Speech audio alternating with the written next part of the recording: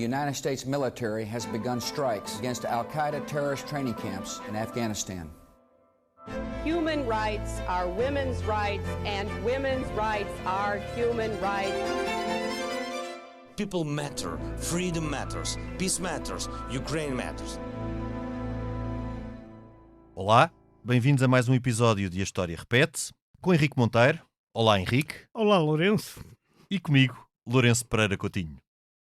Hoje vamos falar sobre a Guerra dos 7 Anos, designação que enquadra uma complexa série de conflitos entre potências europeias ocorridos entre 1756 e 1763, com origem no espaço alemão, mas que se estenderam ao continente americano e à Índia.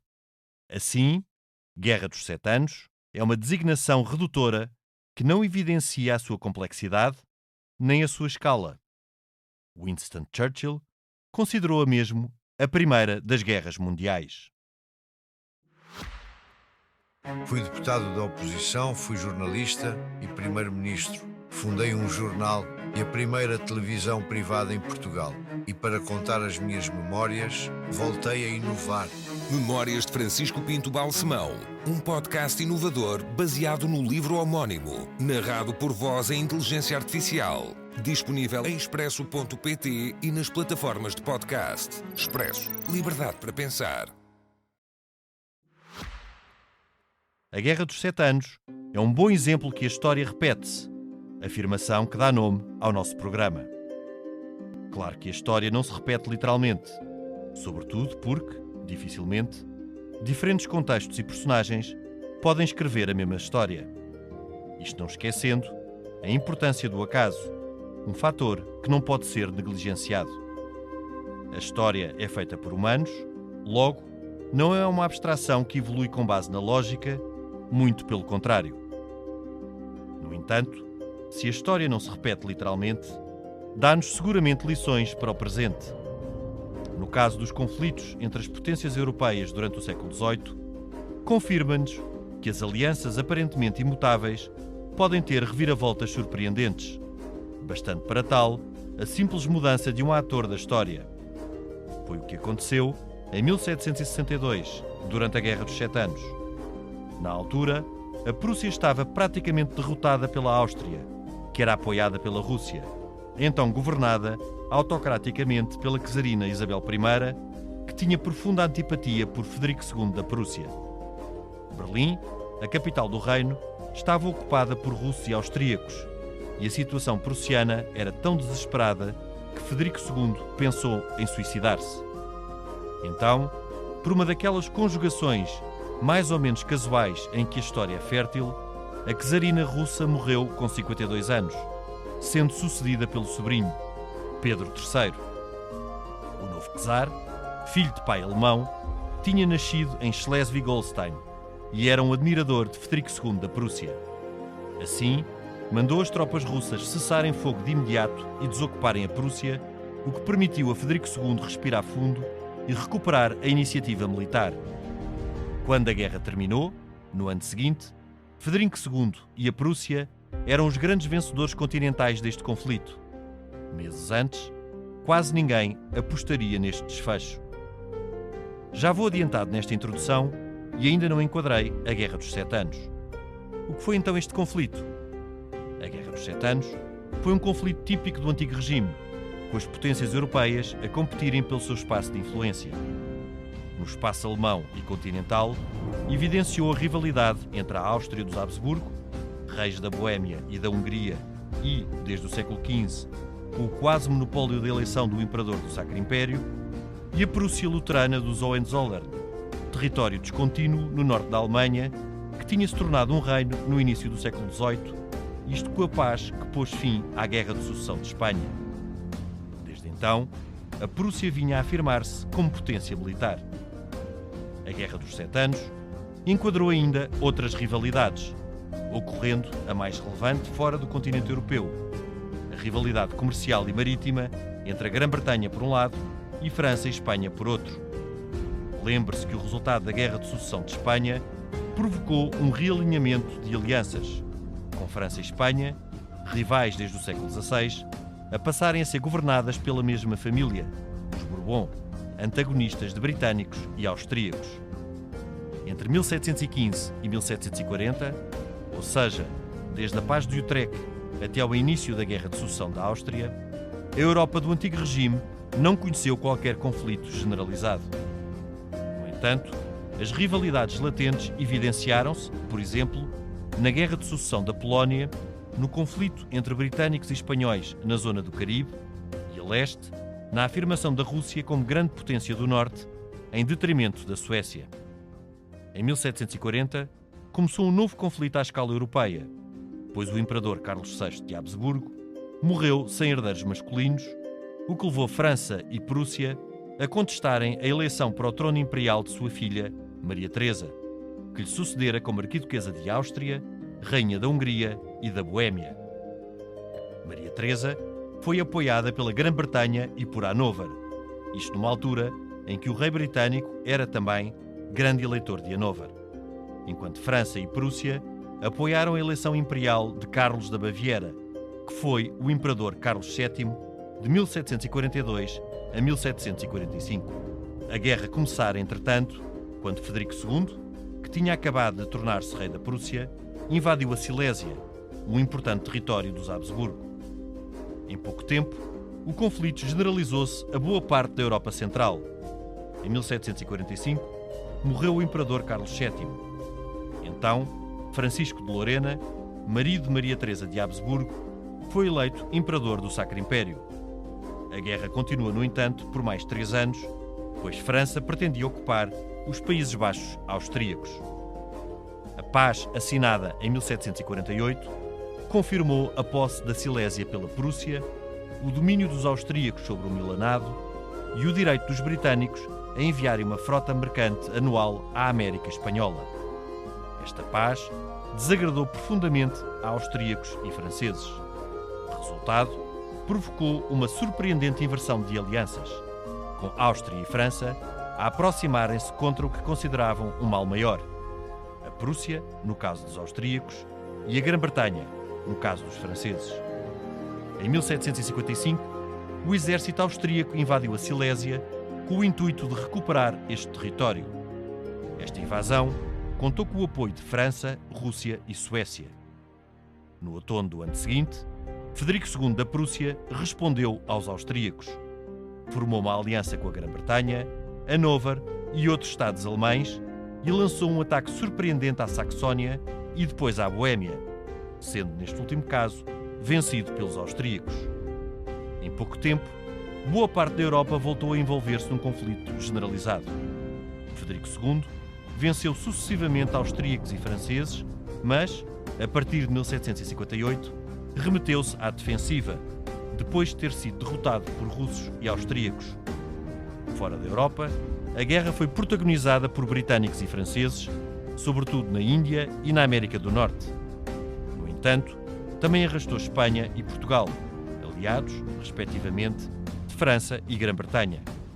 Foi neste contexto que se deu a chamada Guerra Fantasma, quando a Espanha invadiu Portugal com um exército de 22 mil homens.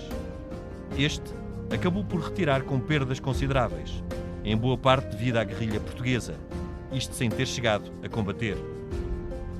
Depois do volte-face já referido neste introito, com a subida ao trono russo do czar Pedro III, que cessou de imediato as hostilidades com a Prússia, a guerra encaminhou-se para o seu fim. A paz entre França e Espanha por um lado e Grã-Bretanha e Portugal por outro foi assinada em Paris a 10 de fevereiro de 1763.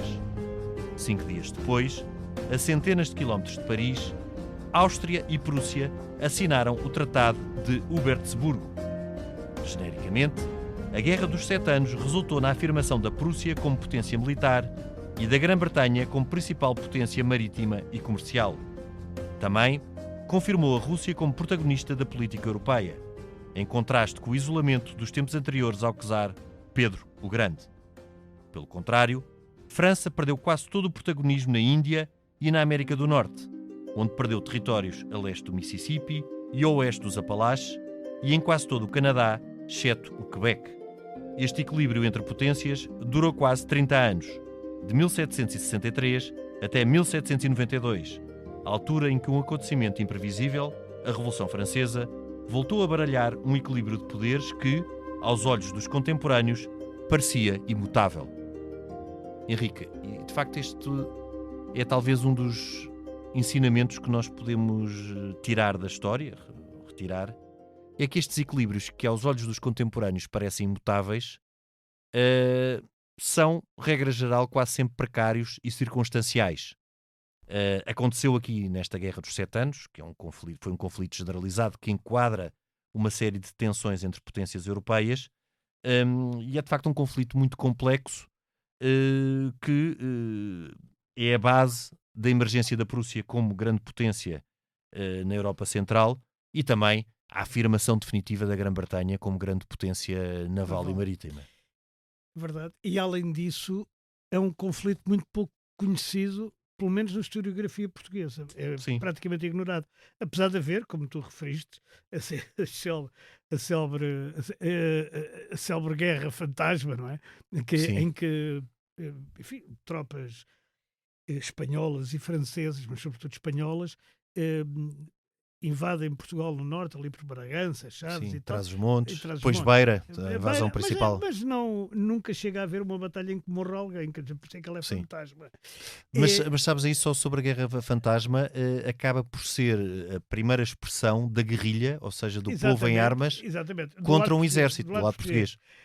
Embora depois Portugal tenha contratado o célebre Conde de Lippe, também é nesta guerra, o célebre Conde de Lippe, que era um homem nascido em Lippe, tem um nome antes... Conde Soberano de Lippe. Conde Soberano de Lippe, mas que tem um nome antes, Bausfarga, não sei dizer em alemão. Um nome impronunciável. Impronunciável alemão, mas que na altura ele estava em Inglaterra, ele tinha estudado até curiosamente na Holanda, na Universidade de Linde, que é a mais antiga Universidade Holandesa, ou pelo menos das mais antigas Universidades Holandesas, tinha ido para a Grã-Bretanha, porque ele era o segundo filho, não era para ser conde, tinha ido para a Grã-Bretanha e tinha ido para o exército da Grã-Bretanha, e ele é através do exército da Grã-Bretanha que vem para Portugal. Curiosamente, ele nasce no que hoje é a Alemanha, estuda no que hoje é a Holanda, vive no que hoje é a Inglaterra, e morre como português, porque ele quando morre, embora morrendo na terra dele, ele já era português, porque o rei tinha decidido que ele tinha feito um trabalho tão interessante Sim, a reforma do Conde de Lippe foi importantíssima. Das Forças Armadas Portuguesas, não é?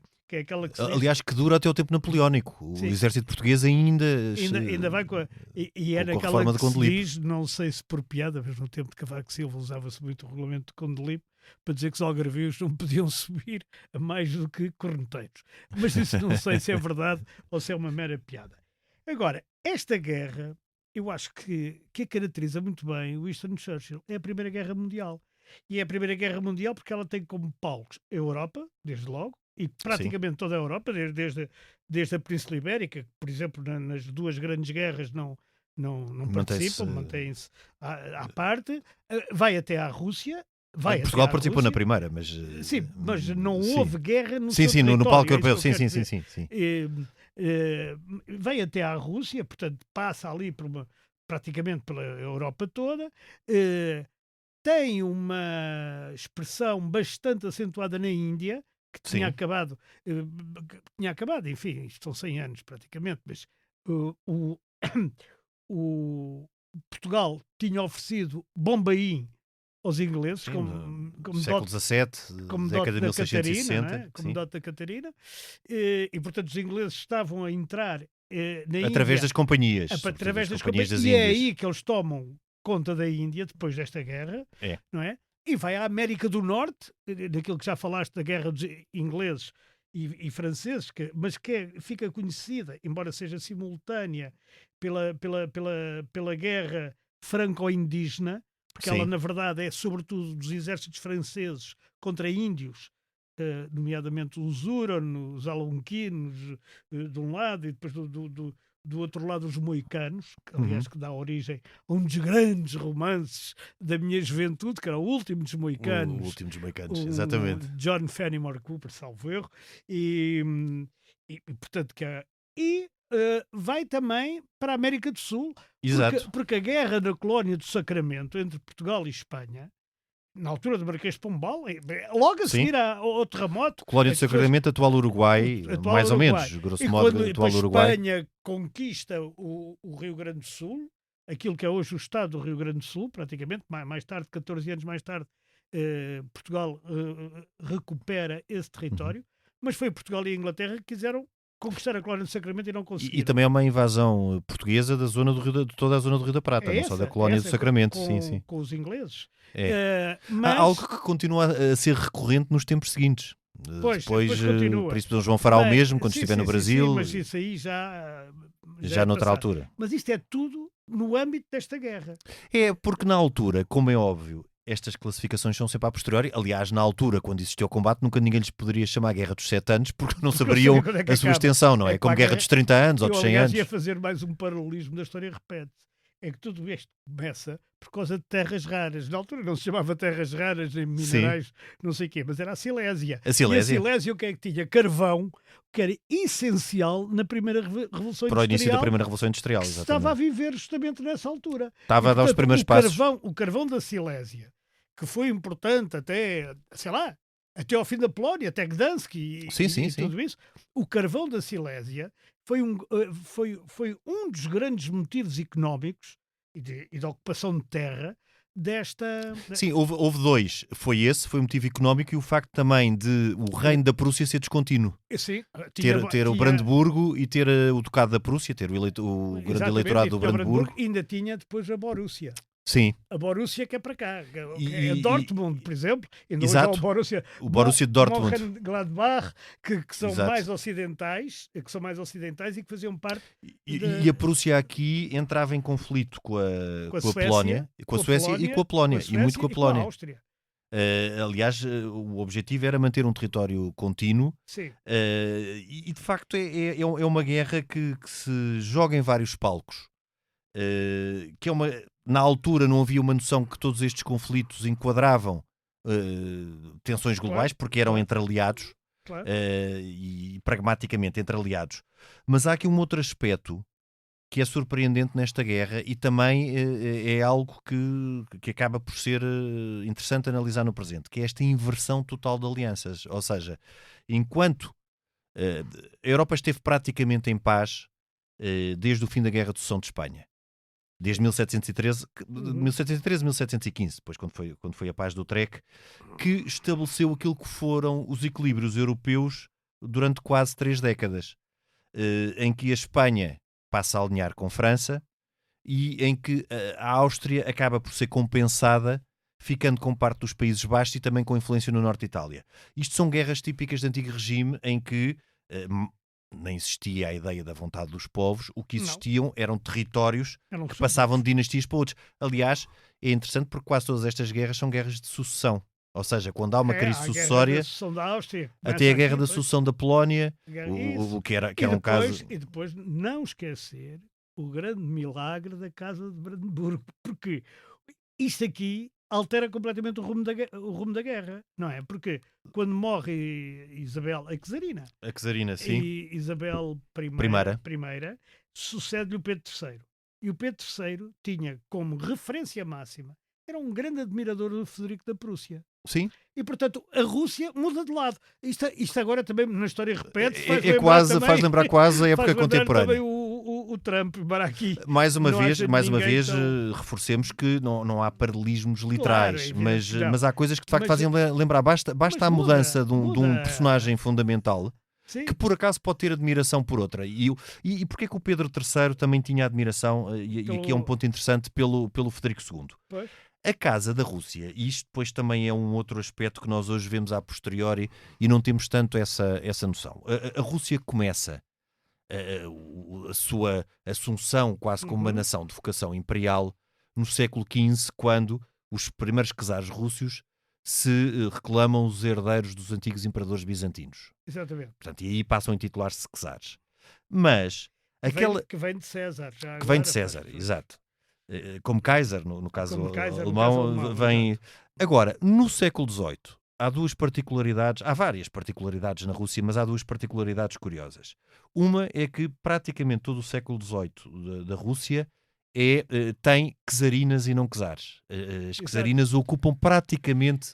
Isto é Isabel, e depois quando o Pedro III morre, que aliás é rapidamente, fica a Catarina a Grande. O que é um caso também muito curioso, alemã. esse do... E o próprio Pedro III Sim. era filho, porque tanto Isabel como a mãe de Pedro III, que era a filha mais velha, Ana, eram Exato. filhas de Pedro dito Grande, não é? Sim. Do czar russo Pedro Grande. E, no caso do pai de Pedro III, ele era um alemão. Exatamente. Aliás, quase todos os casamentos, nesta altura da família imperial russa, São dão-se com alemães. com alemães. Aquela ideia de que a Rússia é a protetora dos eslavos, que é algo que durante o século XIX é muito repetido, até para apoio... Isso vem do século XIX, sim. Recupera muito uma ideia do século XV de a Rússia como herdeira do Império Bizantino e como protetora de todos os ortodoxos. Exatamente. Mas neste século XVIII, e aí são as nuances da história e as cambiantes da história, neste século XVIII, o que é válido para a corte, não é para o grosso da população russa, mas para a corte russa, é a ligação com a Alemanha. E aqui no caso da ligação com a Alemanha, não só porque os imperadores russos são, de certa forma, meios alemães, com porque a são Alemanha, sempre filhos, a gente tem que dizer com que o espaço alemão, com o que virá a ser a Alemanha. sim, com a Alemanha, com o mundo alemão. Isso. Com o mundo alemão. E tens toda a razão, e sim, a Alemanha, como já também fizemos aqui um programa sobre esse tema, é de 1870, portanto o Império Alemão é dessa altura, a unificação alemã é dessa altura, mas com o espaço alemão. Portanto, grande parte destes imperadores russos são filhos de princesas alemãs ou até de príncipes alemães, como este caso de Pedro III. E, portanto, este Pedro III nasce em Schleswig-Holstein, que é um território muito perto, que fica ali entre a Prússia e a Dinamarca. Exato. Ainda hoje há uma província, um estado alemão, que é Schleswig-Holstein. Schleswig-Holstein. Portanto, para os russos dessa altura, para os czares russos e para a corte russa, o que contava como referência era o espaço alemão. E aqui isto também põe um outro problema. É o que é que estava entre esta corte russa que estava em São Petersburgo e estava muito a olhar para o Ocidente e o espaço alemão, a Polónia. É um dos motivos também porque duas potências do espaço alemão, o Sacro Império e a Prússia, mais a Rússia, partilham a Polónia nas últimas décadas do século XVIII. E partilham-na depois também no século XX. Exato, mas a partilha no século XVIII, ou seja, há uma relação muito próxima entre os czares russos e o mundo alemão, e a Polónia estava... É um país partilhável, aliás, a Silésia fica na Polónia. Exato. E hoje ainda fica, penso eu, a maior parte da Silésia. A Prússia faz fronteira com a Polónia. Eu acho que há coisas mais... Há outras coisas.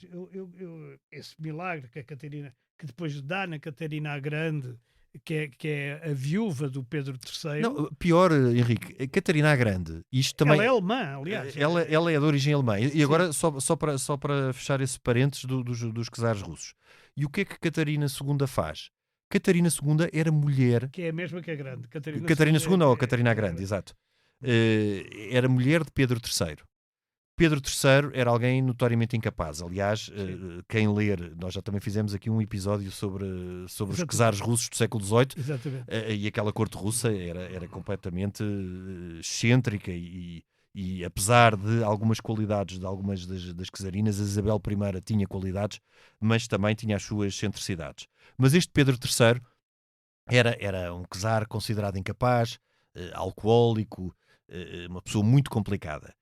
E ele sobe ao trono em 1762 e ocupa o trono durante 6 meses. Exato. Porquê? Porque ele é destronado pela mulher, Catarina II. Pela Catarina II, claro. A Catarina II nem sequer não tinha rigorosamente nada a ver com a Rússia. Ela, a única coisa que teve a ligá-la à Rússia é ter-se casado com um Pedro III que nasceu na Alemanha e ser mãe do futuro czar Paulo, Exato. Da qual se duvida se seria filho de Pedro III ou não. Ou do grande protegido dela, que era o Potemkin, não é? O Potemkin.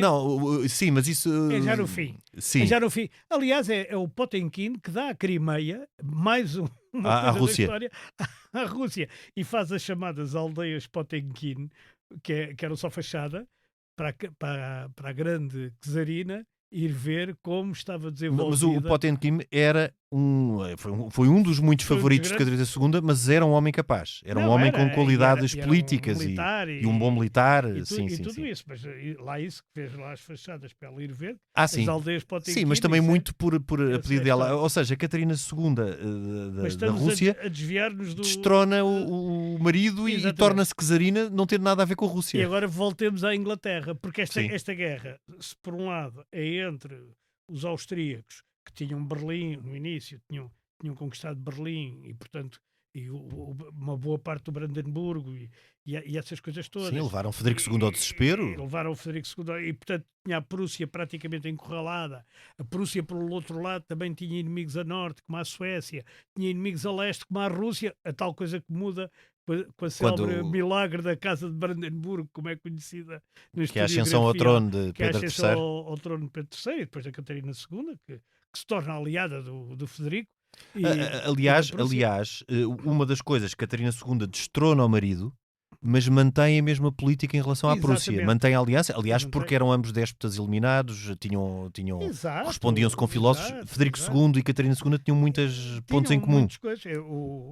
Aliás, há uma coisa que é curiosa. O nosso próprio Conde de Lippe foi amigo de Voltaire. Conheceu o Voltaire. Sim. E deu-se bem com ele. Portanto, na altura aqui havia cabeças pensantes, extraordinárias. Mas, ao mesmo tempo, a França entrou ao lado dos austríacos. O que é uma coisa que, enfim, 100 anos depois, os austríacos e os franceses são os meus inimigos. Sim. Mas aqui E antes também eram. E antes também eram, tens razão. Mas aqui eles estão os dois do mesmo lado. Pelo que a Inglaterra aproveita para disputar com a França uma coisa que é fundamental e que é fundamental até aos dias de hoje, o Atlântico Norte. Exato. E a França perde monumentalmente essa parte. Os ingleses aliam-se aos prussianos, de quem mais tarde serão os grandes inimigos, porque a Prússia, no fundo, a geopolítica prussiana era a mesma que a geopolítica do Hitler. Por exemplo, era conquistar. Ele também conquistou a Boémia, os Sudetas, essas coisas todas, não era? Era Sim. a grande ideia dos prussianos. Mas os ingleses aqui aliam-se. Os ingleses circunstancialmente tinham havia uma conjugação de interesses entre prussianos e ingleses e também na altura Hannover, não é? Porque o rei inglês era da o rei de Hannover. Hannover. Sim. Era o rei de Hannover. E curiosamente, Hannover continua a ser uma exceção. Ainda agora estive a ver o mapa alemão das eleições e enquanto no leste ganha sempre a extrema-direita, a AfD, à exceção de Berlim. Sim, Berlim. mas Berlim é cosmopolita, Pois, não é? Berlim é muito cosmopolita, onde numa circunscrição ali de Berlim até ganha a extrema-esquerda, mas no resto é mais o Partido Social Democrata e os CDU. Hannover continua a ser do Partido Social Democrata depois do Partido Social Democrata ter a maior debacle de sempre. Sim. Portanto, continua É a ser caso uma particular. exceção, é um caso particular de qualquer modo. Bom, mas os ingleses e os franceses começam numas batalhas ferozes pelo domínio do Atlântico e pelo domínio do Novo Mundo, Sim. que é hoje a América do Norte. Sim. E no que é hoje a América do Norte, se a gente olhar para o mapa do início desta guerra, é inacreditável. França praticamente tinha toda a América do Norte. Porque a E Espanha, Espanha, exatamente. Porque a Espanha entra depois também para defender as suas posições. Sim. O que é que tinha a Inglaterra ou a Grã-Bretanha? Muito pouco. A Nova Inglaterra. Exato. A Nova Inglaterra, Nova Iorque tinha acabado de ser comprado aos holandeses. Os holandeses, era Nova Amsterdão. Chamava-se Nova Amsterdão. Quem vendeu foi um senhor chamado Peter Stuyvesant, que hoje tornou-se imortal através de uma marca de tabaco. Ou seja, essa compra de território era algo próprio do século XVII e XVIII, não do século XXI. E até do XIX, porque o Alasca foi sim. comprado e tal. Mas depois havia aquela estreita faixa que vem desde o que é hoje, mais ou menos, Vermont até ali às Carolinas. Sim. É uma faixa estreita até aos Montes Apalaches. Aquilo são 200 km ou isso. Não sei, talvez seja um bocadinho mais. E depois, daí para baixo, a Flórida era espanhola. Era tudo espanhol. O Texas era tudo mexicano, neste caso, porque era espanhol. Sim, era o vice-reino do Novo México. Através do Novo México. E depois o Novo México e tudo, a Califórnia, tudo aquilo, e tal e tal. Henrique, porque também houve uma guerra, e até anterior à Guerra dos 7 Anos, porque a Guerra dos 7 Anos, no fundo, acaba por prolongar Vários várias conflitos. tensões e conflitos que vinham de trás. desde logo, uma guerra forte entre Espanha e a Grã-Bretanha, portanto, Espanha já alinhada com Sim. França, e a Grã-Bretanha na zona do Caribe, Exatamente. pelo controle do Caribe, que era a chamada Guerra dos Asientos, ou do Sim. Asiento. E é também uma das conclusões da paz em 1763, é da possibilidade da Grã-Bretanha enviar uma frota mercante para a zona do Caribe uma vez por ano, que era basicamente controlado por Espanha, mas onde França também tinha a posse de Port-au-Prince, que é o atual Haiti, o Haiti. que era o principal produtor de açúcar a nível mundial. Uhum. Ou seja, para a França, é óbvio que as perdas na América do Norte foram perdas importantes, mas muitos consideravam em França que eram zonas, sobretudo as zonas que compõem hoje o Canadá, com um clima muito Que eram zonas sem agreste, interesse, mas sem zonas sem grande interesse, e o importante era conservar ali zonas no Caribe Mas e sobretudo reparem, conservar o até Haiti. 63 os O Haiti os da altura. ingleses conseguiram a ocupação, além de Manila nas Filipinas, conseguiram a ocupação de Cuba, que era também muito importante, Sim, de Cuba, Havana concretamente, sim, a zona do Caribe e foi todas as altamente... ilhas francesas, com exceção de Santo Domingo, porque Santo Domingo é com Haiti, É pegado, é a mesma ilha, não é? É a mesma ilha. Santo Domingo e Haiti, e os países Partilham a República mesma ilha. Dominicana e Haiti partilham a mesma ilha, que era todas as ilhas francesas. Tanto que França, hoje em dia, naquela zona do Caribe, aquilo é tudo, as línguas dominantes é o inglês ou o espanhol, não há mais... Sim, não há sobretudo mais- espanhol, sim, não há presença francesa, não há tirando o praticamente Haiti. presença não- francesa, a não ser na antiga Guiana Francesa, que já é ao norte da América Sim, do Sul. França aí perde em toda a Perdem linha. toda a linha. E- E e- perde também no norte, porque eles perdem o Quebec, depois recuperam através Sim. de tratados, mas eles, num primeiro momento, perdem Montreal e o Quebec. Sim, são perdas territoriais enormes. E no brutais. espaço europeu, França também... Aliás, um dos motivos que levou, e isto é outra das coisas que também podemos fazer analogias, com todas as reticências que estas analogias nos merecem, mas de facto com situações mais ou menos análogas com o presente, é que França também ficou bastante ressentida com o fim da Guerra de Sucessão da Áustria. A Guerra de Sucessão da Áustria foi a guerra imediatamente anterior, que já foi um conflito generalizado e que já implicou também conflitos à escala global, portanto também no espaço americano, ou no espaço fora da Europa. E França ficou muito ressentida porque a ideia dos franceses era ocupar os Países Baixos austríacos. Portanto, zona que anteriormente era controlada por Espanha, no princípio do século XVIII passou para os austríacos, portanto a atual Bélgica. Sim. E França fez um grande esforço na Guerra de Sucessão da Áustria até 1748 e achou que tinha sido pouco compensada, porque o que é que este Tratado de 1748 fez? Foi estabelecer algo que acontece muitas vezes, um status quo ante bellum, ou seja, Sim. manter tudo como estava em Como 1740. estava antes Ou seja, o que é que isto provoca? É que se em 1740 houve países que acharam que havia motivos para uma guerra, no fundo passaram-se 8 anos e vai-se reverter para o estado em que as coisas estavam nessa altura, ou seja, continua a haver países que acham que há coisas a mudar. E este é um dos motivos que leva a França a julgar, espera lá, neste momento a minha maior ameaça é a Grã-Bretanha, é o país que mais me ameaça, e eu vou fazer uma aliança com a Áustria, que de certa forma faz algum sentido, porque estamos a falar das duas grandes potências católicas do centro da Europa. E que depois se aboliam com a Espanha, que é outra grande E depois, ou seja, há ali uma faixa católica Exatamente. que faz sentido. Aliás, Sim, mas faz Portugal todo é o sentido. católico e fica sempre do lado Inglês. do Sim, lado porque é isso, é porque aparentemente faz sentido, mas depois há nuances que levam Claro. a haver este tipo de rivalidades, como no espaço alemão, a rivalidade entre a Prússia e a Áustria, que é uma rivalidade que irá continuar até à unificação alemã. Sim. É uma rivalidade, e nós aqui quando falamos da Áustria estamos a separar o que é a Áustria do Sacro Império. O Sacro Império era praticamente todo o espaço alemão, exceto o Reino da Prússia, que não integrava o Sacro Império. E dentro do Sacro Império, o Arquiduque da Áustria, ou os Arquiduques da Áustria, a família Habsburgo, tinha conseguido vencer sempre a eleição para imperador Só havia 7 desde o grandes século... eleitores também. Sim, Não mas estavam todos. Mas os austríacos tinham sempre conseguido, os Habsburgo tinham sempre conseguido chegar ao trono imperial. Mas se havia eleições compradas, eram essas. Não é? Essas eram eleições, aliás, desde o tempo anterior a Carlos V, não é? Sim, Frederico sim. III de Habsburgo. Sim, aquilo era tudo comprado. Comprou. Mas o que é que houve aqui?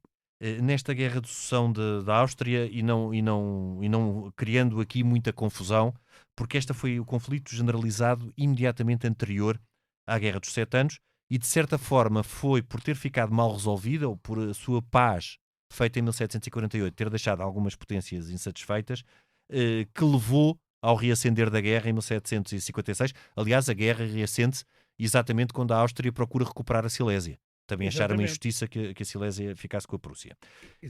Mas aqui um facto curioso na Guerra de Sucessão da Áustria, que aliás é acompanhada pelo então Sebastião José de Carvalho e Melo, porque ele é embaixador na Áustria, em Viena, nesta altura, é que os inimigos dos Habsburgos invocaram a lei sálica, ou seja, a impossibilidade do trono de uma mulher suceder na eleição imperial. Ou seja, Maria Teresa, a Imperatriz Maria Teresa, a célebre Imperatriz Maria Teresa, que é contemporânea. E é muito curioso porque isto não é um problema que se ponha na Rússia. A Rússia, apesar de ser autocrática, a sucessão por via feminina sempre existiu. Aliás, uma mulher até, Catarina II, afastou o marido, que era quem tinha legitimidade ao trono, e acabou por assumir ela. Mas afastou, dizendo que ele era louco, que era e bêbado. Prendeu, e ele depois morre poucos meses depois até na prisão. Uma morte em contornos meio obscuros. Mas o que é que se passa aqui na Áustria? Maria Teresa sucede ao pai como rainha da Boémia, rainha da Hungria e arquiduquesa da Áustria, mas não lhe sucede no trono do Sacro Império, que durante 3 anos é ocupado por um Wittelsbach. Um Wittelsbach era da família ducal da Baviera, eram eleitores também, grandes eleitores. E quando morre este Carlos VII, também uma circunstância fortuita, não é Maria Teresa eleita imperatriz, mas é o seu marido, Francisco de Lorena. Portanto, dando início à linha Habsburgo-Lorena, que se prolonga até ao fim do Império Austríaco, não é? Depois, todos os imperadores austríacos dizem que são Habsburgo, mas eles são Habsburgo-Lorena. Portanto, é o marido que fica como imperador. Maria Teresa, fala-se em Maria Teresa, imperatriz da Áustria, mas ela nunca foi imperatriz titular, mas foi imperatriz consorte. Com sorte, mas perdeu a guerra. Perdeu a guerra, não, isso sim. Era porque a França, Espanha e a Áustria, no final destes 7 anos, se é que a gente quiser parar aqui, porque depois disto também dá mais conflitos. Isto vai até à Revolução Francesa e até à Revolução Americana, por um lado. A Guerra dos 7 Anos, no fundo, é um chapéu para toda esta... Porque o que é que se passou? Cada potência que tinha qualquer desagravo ou tinha questões com outras, aproveitou o casus belli para iniciar ela própria os seus conflitos. E depois a Prússia também, em 56, tem uma série de vitórias, por aí, conquista Praga, que era austríaca. Império Austro-Húngaro, não é? Sim. Era a rainha, era Maria Teresa, que era a rainha da Boémia. Que era a rainha da Boémia, exato, e a Praga é a capital da Boémia, sim. Além de ser agora a capital da Chequia, mas pronto. E também vai por ali abaixo, não é? E até ser derrotada a Prússia em Collin, não é? Um general chamado Daun, que para nós também é um apelido conhecido, embora não sei se sejam exatamente as mesmas famílias. Não, era Daun e Lorena e Daun. O sogro de Sebastião José de Carvalho e Melo era este general. Não sei se será em concreto este general, mas o sogro dele chamava-se, é meu homónimo de primeiro nome, chamava-se Lourenço Daun. General Lourenço Daun. Lawrence, neste caso. E entretanto, a Prússia fica retirada da Boémia, mas depois fica ainda ameaçada pelo norte, pela Suécia, porque o reino da Suécia era completamente contra a Prússia. E se tinha aliado aos austríacos também. Aliás, a Suécia, desde a segunda metade do século XVII, tinha-se estendido para o norte da Alemanha. Pomerânia, toda essa zona, durante a Guerra dos 30 anos, foi conquistada pela Suécia. É o auge da Suécia. A Suécia ataca a Pomerânia, não é? E quer dizer, e os russos também. Portanto, aquilo ali, naquela zona, há uma grande... de fronteiras para aí não digo todas as semanas, mas todos os meses. Henrique, muda um e bocado. outra que foi entre o conflito entre a Suécia e a Rússia, que nesta altura a Rússia já era preponderante, a Suécia foi preponderante até, vá lá, 1720, até ao tempo de Pedro Grande, quando Pedro Grande derrota o rei da Suécia, Carlos XII, até na Batalha de Poltava, na célebre Batalha de Poltava, em 1709. Mas há um conflito entre a Suécia e a Rússia também pela Finlândia. A Finlândia, pertencia ao reino da Suécia, à monarquia sueca, Exatamente. e que é integrada na Rússia nesta altura. Portanto, há aqui e que sendo, já agora, a Finlândia era habitada, e é, por um povo que não tem nada a ver nem com os russos nem com os suecos. Porque, Pois. não é? Que são os chamados fino-lituanos, ou Sim, não que sei tinha quê. muito mais afinidades Porque- com os lituanos, com os bálticos. Os bálticos. Era um povo báltico. E cujo idioma não se percebe muito bem a origem, não é? O finlandês é uma coisa completamente Diferente estranha. do escandinavo e do Diferente, russo, sim. exatamente. O escandinavo é uma espécie de germânico e o outro é eslavo. Sim. E aquele não se sabe muito bem o que é. Portanto, quer dizer, quando os prussianos estão praticamente a ficar na mão de baixo, há o tal milagre, a Rússia muda, isso dá um novo fôlego à Prússia, que depois recupera terreno e vai recuperando terreno por ali afora. Os franceses são derrotados no norte da América, os espanhóis são derrotados no sul da América, não são bem derrotados, mas pelo menos não conseguem Sim. conseguem aquilo que pretendiam. E pronto, e Portugal, o que é que a gente pode dizer de Portugal? Portugal tinha tal guerra fantasma.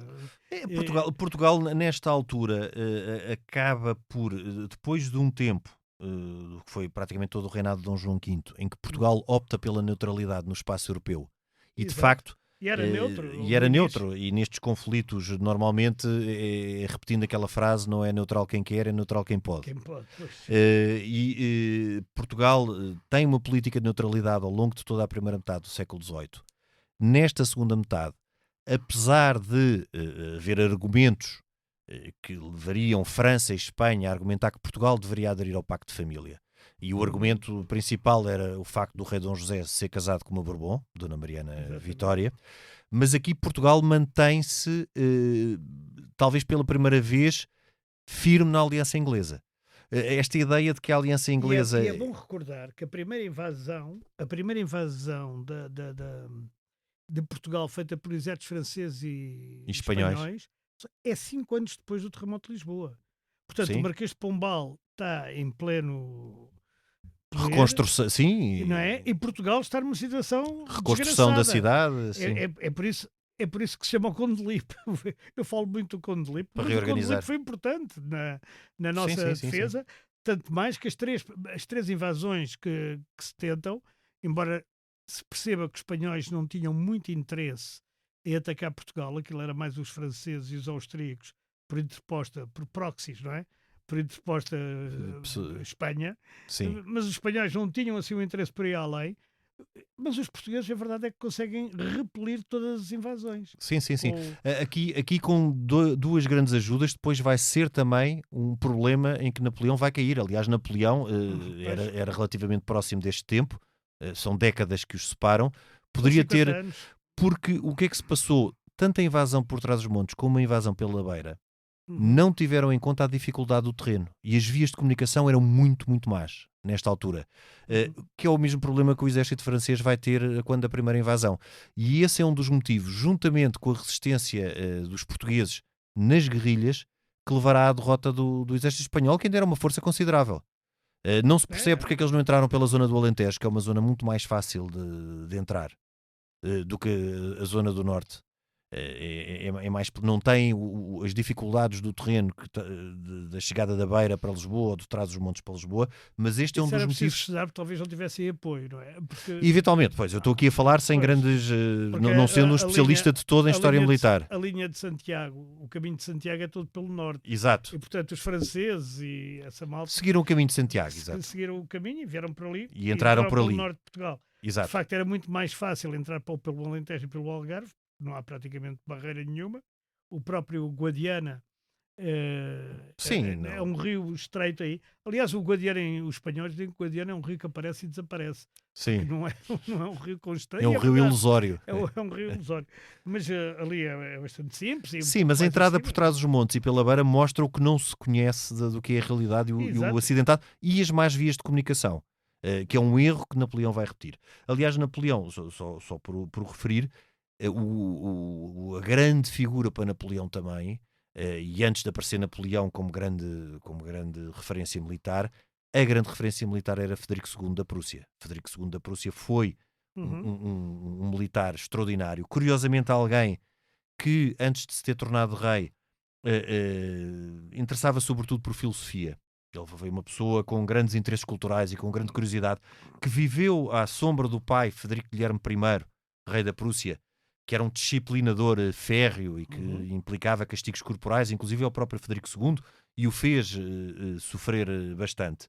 Mas Frederico II, com sorte também, e aqui poderemos dizer que a sorte protege os audazes, e no caso dele, ele de facto era um estratega militar muito bom, mas ele transforma a Prússia e afirma a Prússia no fim da Guerra dos 7 Anos como grande potência militar. Este é o ponto de partida para o grande crescimento da Prússia. E reparem, a Prússia acaba por ser o embrião do futuro Império Alemão. E é aqui que a Prússia se afirma como grande potência militar. E ele, nesta altura, ele duplica praticamente o território da Prússia. É algo assinalável. 50, não, nem tanto, passado 30 anos, 30 e poucos anos, o grande, digamos, a grande força contra-revolucionária perante a Revolução Francesa. A Prússia. A Prússia. Sim, sim. São eles, sim, quer dizer, há os austríacos também. Sim, os os grandes opositores acabam por ser os ingleses, a Grã-Bretanha acaba por ser a Não, mas isso é no final do Napoleão. No início... sim, numa fase inicial foram os austríacos e os prussianos. E os prussianos, sobretudo os prussianos. E também, já agora gostava de dizer uma coisa que ainda não dissemos, mas que é importante, não é? Portugal ganhou uma batalha muito importante na América Latina, que foi a tentativa da Espanha, através do Peru, que era o vice-rei do Peru que dominava aquilo tudo, a Espanha ter tentado invadir o Mato Grosso, no Brasil, e Portugal repeliu completamente. Sim. A divisão daquela coisa do Rio da Prata era Argentina para os ingleses, Sacramento para os portugueses, isso aí falhou, como já disse. Sim, depois, Portugal tinha esse objetivo de chegar ao Rio da Prata. E aí, quando terminou a guerra, não só tínhamos perdido isso, como tínhamos perdido o que se chamava na altura, como é que era? O Rio Grande de São Pedro, que é hoje chamado Rio Grande do Sul. O Rio Grande do Sul. E Rio Grande de São Pedro ficou para os espanhóis durante uns 14 anos, acho eu. E depois há uma guerra hispano-portuguesa ainda em 76, 77. Sim. E dessa guerra nós recuperamos o Rio Grande e depois, finalmente, em 1804, se não estou em erro, há uma recuperação definitiva de toda essa... E há uma tentativa ainda de ficar... E há negociações entre Portugal e Espanha. Exatamente. Exato. Mas, como traços gerais desta guerra tão complexa, ficam algumas ideias. Primeiro, esta guerra foi a da afirmação da Prússia como grande potência, que acaba por vir a ser o embrião do que virá a ser o Império Alemão, o chamado Segundo Reich. Depois também a afirmação da Grã-Bretanha como grande potência marítima. E no Norte da América e na Índia. E grande potência marítima colonial, exato. Exatamente. Na América do Norte e na Índia. E depois algumas ideias que são não é espantosamente atuais, porque elas acabam por ser intemporais. As coisas só são atuais quando fazem sentido agora, mas estas são intemporais porque fazem parte da própria história humana. O facto de muitas destas alianças que nós temos como adquiridas poderem ter sempre reviravoltas, e o facto de muitas vezes, é óbvio, sobretudo nesta época em que não eram, a vontade dos povos não era tida em conta, era sobretudo a vontade dos soberanos, e bastava haver uma alteração de um soberano para tudo mudar. Mas agora nós vemos também que é pela vontade, há eleições, e podemos fazer um paralelismo com a atualidade, e é a vontade de um presidente, neste caso de Donald Trump, que está a inverter por completo o conflito, a situação de guerra que existe na Ucrânia, e a fazer até os europeus reequacionarem algo que se tinha como permanente, que era desta aliança transatlântica entre a Europa e os Estados Unidos da América. Pelo menos a pensar em como é que a Europa poderá ter uma política mais autónoma. Ou seja, todas estas alianças que parecem permanentes aos olhos dos contemporâneos acabam sempre por ser circunstanciais e passíveis de reviravolta, e isso é algo que também temos que ter atenção para o presente. Henrique, e eu acho que em relação à Guerra dos 7 Anos, que de facto é algo muito complexo, e que é o chapéu, foi uma designação que se enquadrou para um chapéu de uma série de conflitos europeus e extra-europeus. É curioso, porque só a Segunda Guerra é que é entendível completamente aos olhos de hoje, porque é a Primeira Guerra que tem ideologias. Exato. Mesmo a Primeira é muito complexa de analisar. As alianças da Primeira Guerra Mundial, sim, de 14, sim, 18, são muito pragmáticas. E mesmo a Segunda Guerra tem ideologias, mas quer dizer, mas tem o pragmatismo da União Soviética com os aliados. Mas tem o nazismo, sim, tem o eixo, onde há ali uma base. Uma base.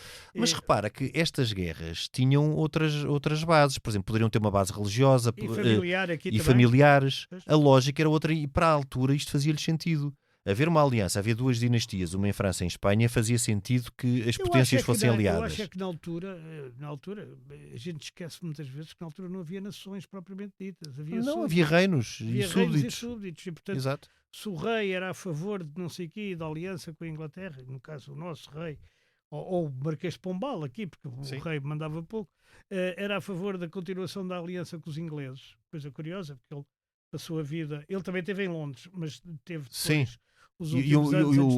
Depois Marquês de Pombal não tinha grande simpatia pela Grã-Bretanha, não ficou com grande simpatia pela Grã-Bretanha? Mas ficou curiosamente pelos alemães e por Viena. Por Viena marcou positivamente. Mas ele, curiosamente, ele orienta a política externa portuguesa não para o lado dos austríacos, mas para o lado dos ingleses. Por pragmatismo.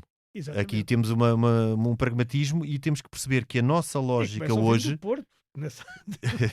E temos que reconhecer que a nossa lógica de hoje não é a lógica que eles tinham na altura. Na altura as alianças faziam-se por questões de pretensões territoriais, por questões dinásticas e já não no século XVIII, mas até o século XVIII, também muito por motivos religiosos. E sem ninguém achar uma vergonha. Hoje, quando o Trump quer comprar a Groenlândia, é uma coisa absolutamente... Bom, mas ainda bem que é uma vergonha hoje, não é? Ainda bem que evoluímos. Ainda bem que evoluímos, mas quer dizer, mas é bom que as pessoas saibam que isto já foi normal. É que ler a história não quer dizer que nós vamos repetir, que vamos voltar ao tempo em que os territórios eram divididos a regra e esquadra. O Trump é que está fora do tempo. O Trump é que está desatualizado. Está completamente fora do tempo. Não é só o penteado dele, é também tudo, o pensamento. É tudo. Henrique, nós até para a semana.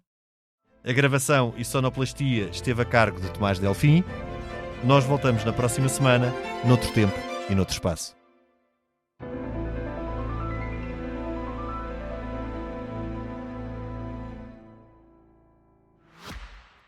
Fui deputado da oposição, fui jornalista e primeiro-ministro. Fundei um jornal e a primeira televisão privada em Portugal. E para contar as minhas memórias, voltei a inovar. Memórias de Francisco Pinto Balsemão, um podcast inovador baseado no livro homónimo, narrado por voz em inteligência artificial. Disponível em expresso.pt e nas plataformas de podcast. Expresso. Liberdade para pensar.